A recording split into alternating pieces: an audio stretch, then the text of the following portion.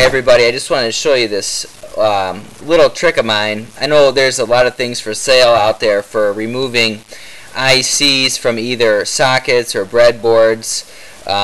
They sell this little IC puller device at places like Radio Shack. And I'll tell you what, it's just a waste of money. And I know if you're anything like me, you know, you don't want all these specialty tools, these one-shot tools laying around the workbench.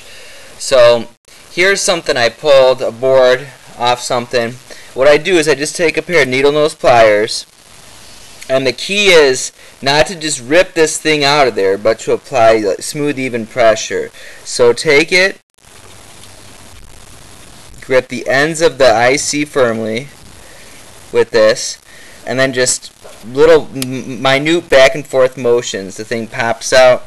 No jagged teeth everywhere of the IC. I've even stuck my hand in these stupid things, pulling these out of here. Sometimes you'll get pins that break off, but with this method, it seems to work really good and it's really fast. Again, grip the IC back and forth very slowly, and it comes right out of there. You don't want to be too quick with this. And once you get the right motion down, you get it perfect every time.